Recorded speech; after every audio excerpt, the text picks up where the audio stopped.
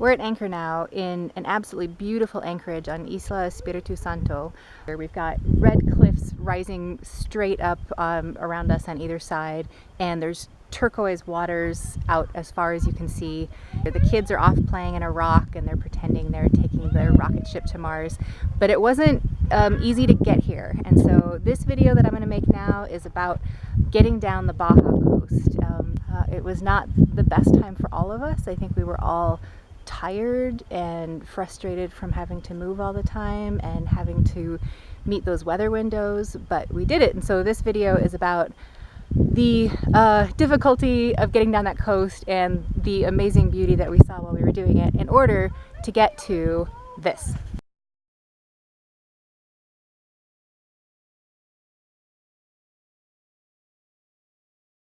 We left San Diego at about 5:30 in the morning in pea soup fog. We made it across the border. We're in Mexico, and in true Corvessa fashion, we can't see a thing because it's completely foggy. So kind of reminds me of Cape Scott and the Brooks Peninsula.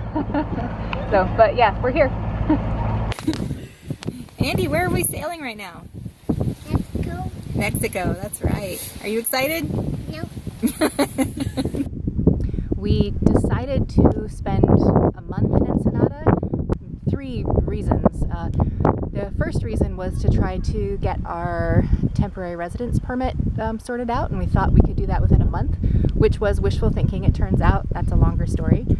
The second reason was that our insurance would only allow us to, or it would only cover damage from named storms after November 15th. So we wanted to wait for November 15th to head south just to have that protection. And the third reason was just we wanted to settle into Mexico and get to know it a little bit before we, made the big trip south. So it was good for the most part, but it was not an easy time. Tom spent a lot of time with the kids on the boat while I was making various trips to the Institute of National Migration to sort out paperwork and take a few Spanish classes to try to improve my Spanish as the official boat linguist. It was not an easy time. Kids' behavior was tough. They weren't used to it. Everything was new, and we were pretty antsy to get going once we finally made the call that it was time to go. The kids had a really great time hanging out with other boat kids, and we enjoyed hanging out with parents too and meeting some new friends. We explored Ensenada to the extent that we could with the time that we had. We discovered some really fun places for the kids to play, but I think their most fun of all, or most favorite of all, was the beach, as it is anywhere we go.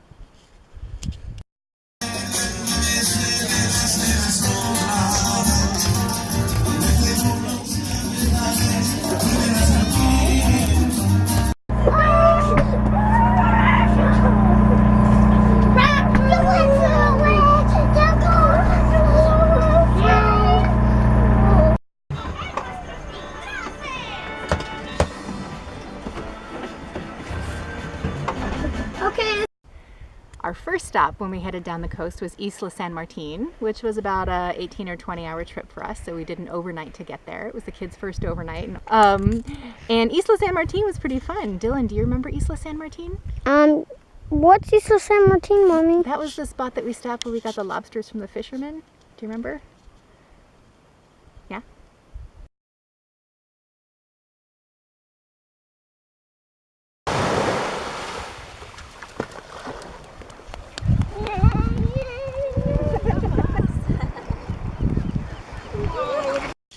So the next big hop that we had to make was from Isla San Martin to, where did we go next? I don't know. Turtle Bay.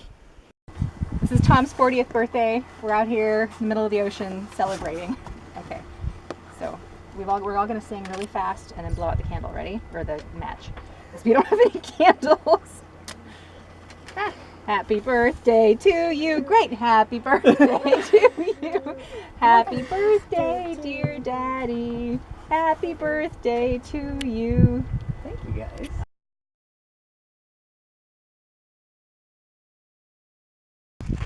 Okay, so Dylan, what do you remember about Turtle Bay? We went to this restaurant up here, and just saw a cat and Did you see turtles in Turtle Bay? yes. Yeah. Were they in the water? They were in a cage, but on land. Yeah. Did you see anything else at Turtle Bay? Oh yes, we saw bones of lots. Due to high prices and a few pushy people, Turtle Bay wasn't our favorite place, but it did give us a chance to reprovision, to check the weather, and to exercise our legs a little bit.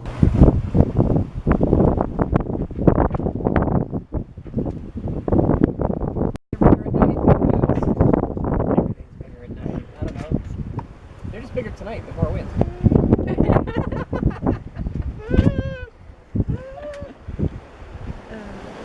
Andy, do you like the waves? We're getting off the boat for the first time in about 48 hours. Terra firma. We're walking on terra firma.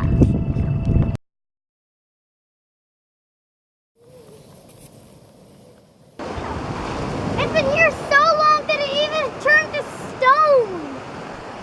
Oh, wow. Bahia Santa Maria was definitely a favorite. We were so happy to come ashore after the long, rough passage down from Turtle Bay, and it was thrilling to be able to run around on beautiful trails and see so many colors in the seemingly brown hills around us. The kids had so much fun on the beach, and we just really enjoyed exploring. And so it was particularly disappointing the following day when the surf was so high that we didn't feel we could safely land or launch our dinghy.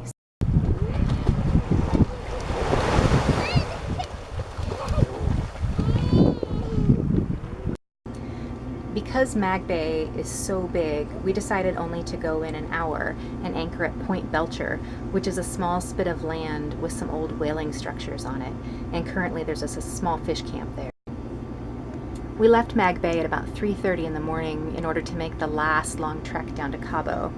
And right out of Mag Bay, we had the first beautiful beam winds we had had the entire trip. And so we enjoyed about 4 hours or so of some really good sailing right out of Mag Bay. We were really excited to finally get to Cabo and to see those famous arches in the distance. We were a little overwhelmed by the prices and the shininess and the noisiness and activity of Cabo though, so we actually only ended up staying one night. So we were pretty happy to move on to San Jose del Cabo, put the boat in the marina for a few days. We ended up being able to catch up with some friends from Washington. We visited an organic farmer's market.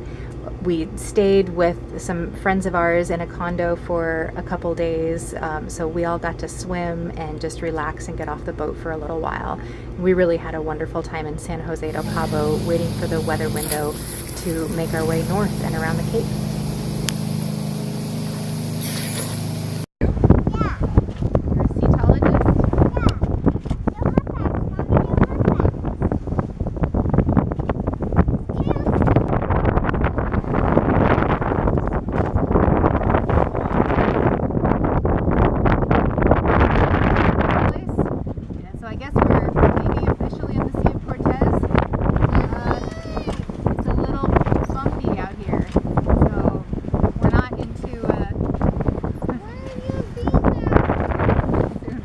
Into the good part.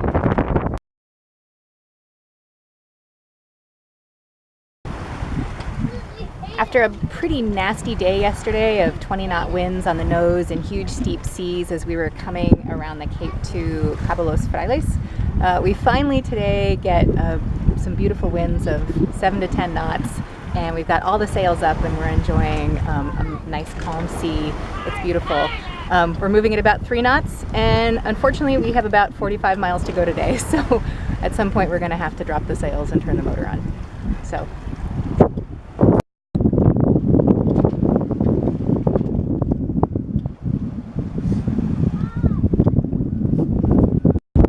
And our biggest victory is that we have the hydrovane steering us right now. Thank you, Charlie from Formosa Blossom. Yes, we had it backwards for the last 3 months. but we got some advice. We figured it out. We're all good now. Okay, we are in La Paz right now. We survived the Baja coast. It's actually the end of March, and we're finally getting the video done. But we needed Mommy, a little why is break. Kitty not in the video? Well, the kitty's sleeping.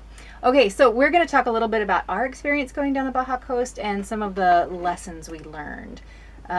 We did it in 12 days, 6 nights at Underway and 6 nights at Anchor, which felt a little bit rushed, and we recognize that we missed a whole lot of really great places along the way, but we also have a dinghy that's not particularly good at surf landings, and so we knew we had to be really, really picky about the places that we anchored. We were told with the surf landings that we needed to have an inflatable, we needed to have at least 15 horsepower, we had to have wheels, and there was this whole routine for using power to overcome the surf, and we weren't about to invest $10,000 in a dinghy just for that. And we figured that, you know, people row their dinghies, there had to be a way to do it. But it turns out that it is pretty difficult, and you can't always go in when you want to, and there's often a little bit of surf on the exposed coast. There's a few things we learned along the way, or were surprised by along the way. One of the first was that we were told that most people check in and out of Ensenada and that it's pretty much bypassed. But we ended up spending a month in Ensenada, and we found it a pretty great place to be. And actually there were lots of things for the kids to do, some great parks, a playground right by the marina. So we were really pleasantly surprised by Ensenada and what it had to offer. Yeah, it was a great town. It was inexpensive. Mortgage-wise, we were paying half of what we would elsewhere. There's a couple shipyards that apparently do pretty good work, so you don't have to have everything done in San Diego before you go. And yeah, it was just a nice, pretty easygoing town to explore. Yep. And Isla San Martin was another really great surprise. That was really fun. We got down there. That was where we traded beer and cookies for lobster, and we had a huge lobster dinner. So that was definitely a worthwhile stop, and that was our first, my first overnight and the kids' first overnight, so that was a good place to go. And then after that, from Isla San Martin, we took it was a 2-day jaunt down to Turtle Bay. We didn't have a whole lot of wind for it, so we sailed a little and we motored a lot, and that was actually a pretty calm, fairly easy passage. So the whole first half of the Baja Peninsula was fairly calm for us. Mm-hmm.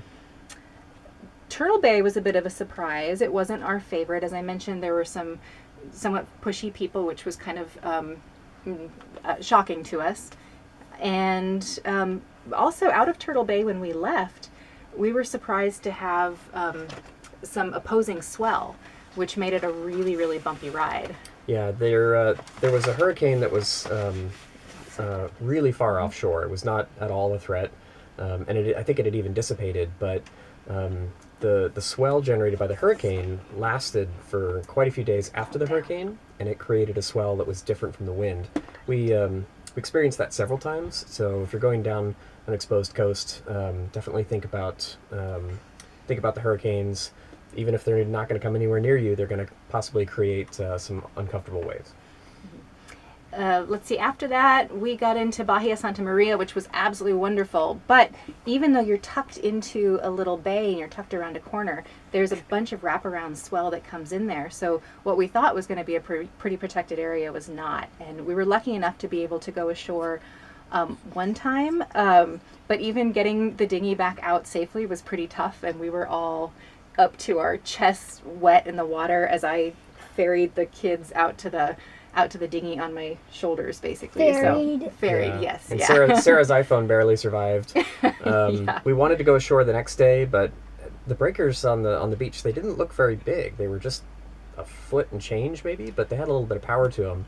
And based on the experience the day before, we thought better of it. 2 different boats that we know quite well flipped their dinghies on the coast. So it's definitely something that happens. Yeah, absolutely. What were some other big surprises I'm trying to think of? Cabo was a bit of a rolly anchorage for us. We had expected the bling and the busyness of Cabo, but we hadn't expected it to be so rolly, so that was a bit tough after that. And that was hurricane swell again. So it turns out that getting getting data was pretty important to us. Using Predict Wind and Windy, the apps, was how we predicted the weather and the swells on the trip down. We had a functioning single sideband radio that ICOM You're sitting on me! repaired for us right before we left, which was great. But there's a big difference between a functioning radio and knowing how to use it, which I found out later. So we didn't really know how to use it. I'd recommend familiarizing yourself with how to use it and listening to some of the nets, the Chavasco net, Amigo net, Sunrisa. They're very helpful and give good weather forecasts. Another thing I think it's important to say is that coming down the coast, it took a lot out of all of us. I think it took its toll on us. We were all pretty worn out by the end of it. And the kids' behavior was not at its best. Yeah, can you please stop? Please, we're making a video. And it was Mom, hard. I'm trying to make the video funny. Well, Please we're stop, trying to Dawn. give information to Yeah. people, okay? We really needed a rest when it was over, and I'm glad that eventually after the holidays were over, we were able to take a rest in La Paz and then head out into the Sea of Cortez and enjoy some beautiful sailing here, which will be our next video. Thanks for watching. All right, now you can wave and say goodbye. Say goodbye, Andy. Yeah.